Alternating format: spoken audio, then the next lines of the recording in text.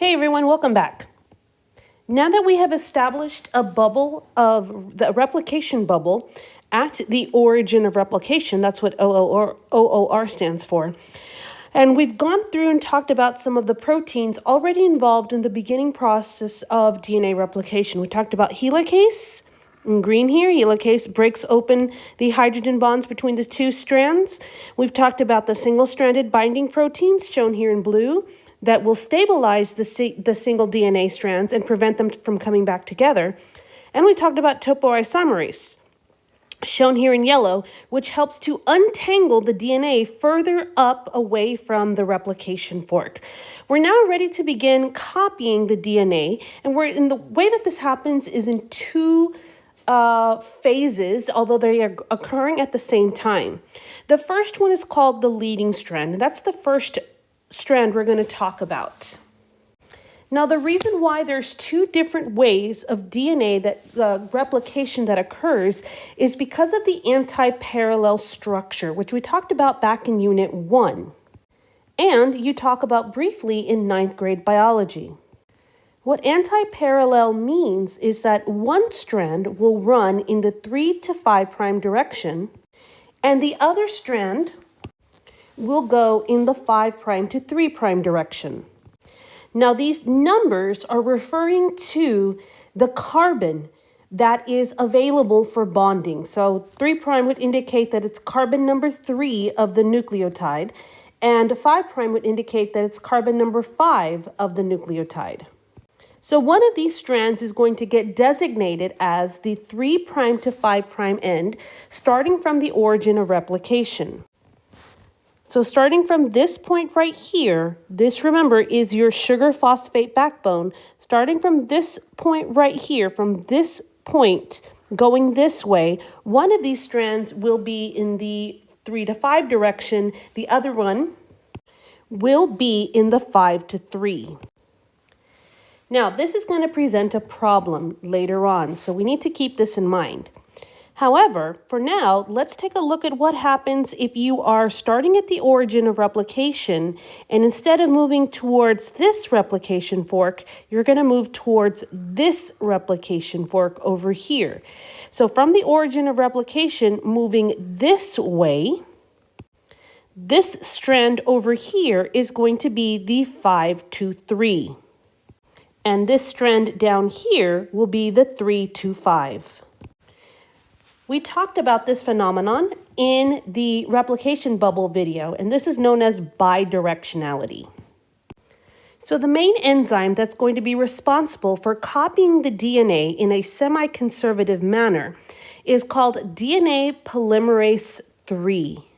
And what DNA polymerase 3 does is read the DNA that is there, the original strand or old strand, and then creates a new copy or complementary copy to the strand that's being read. So this is the parent strand right here, and now we're going to have a new copy being laid down over here, and then we'll end up with 2 strands of DNA.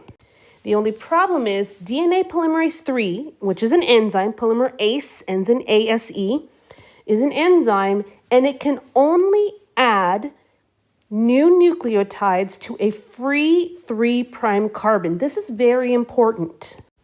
And this is going to create a couple of problems. The first problem we're going to see occurs here on the leading strand. So DNA polymerase 3, shown here as just a purple blob, is ready to start creating the new DNA chain by reading the original parent strain. The problem is there is nothing here. It's just cytoplasm. It's just liquid. It's just the nuclear juice. So there's no free 3 prime carbon end to begin attaching to. Now, this is because the DNA polymerase, which is an enzyme, has an active site that has a particular shape. And its function is to add nucleotides to a free 3 prime carbon. But there's no 3 prime carbon here. There's nothing here. It's just nucleus jelly. So this DNA polymerase 3 cannot begin making the new strand. So in order to get around this, we're going to enlist the help of another enzyme called primase. And what primase will do is lay down an RNA primer as a temporary holding, a temporary scaffold, so that DNA polymerase 3 can begin adding to something. It can't just start adding to nothing, to the nuclear jelly that's here. But RNA polymerase can. Now it's going to only put down an RNA primer, so it's not actual DNA. But at least it's something so that the DNA polymerase 3 can get started.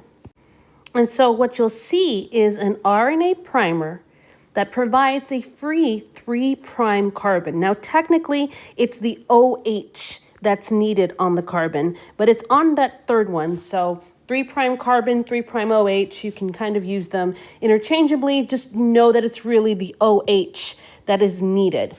And so right here, what you see in this lavender color is that primer, and it's made of RNA.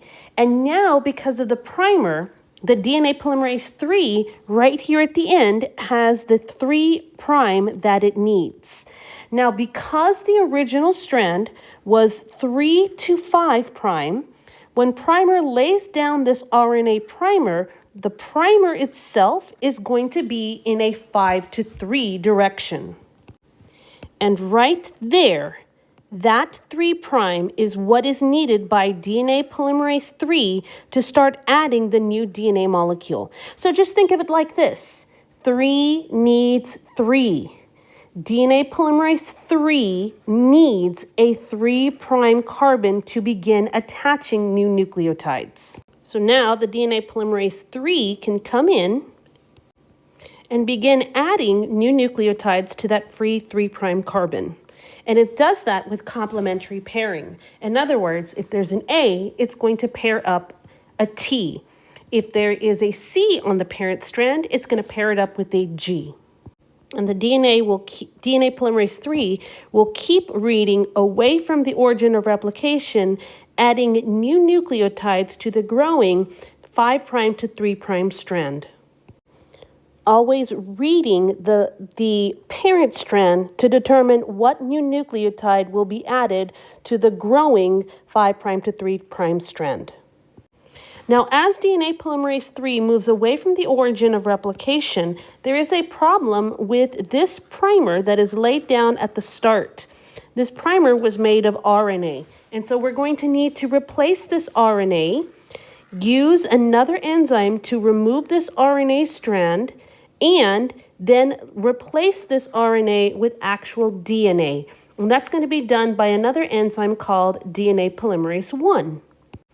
The last step is to connect this segment that used to be the RNA primer but is now DNA with the rest of the growing chain. You'll see that there's a tiny gap right here where this used to be the primer, this is the new strand of growing DNA, and now there's just a little gap in between, but that's just a space in between the nucleotides, and so we just need to create a phosphodiester bond right here, and that's going to be done by the enzyme ligase. The leading strand will continue all the way till it reaches the end of the DNA molecule. Thanks for watching.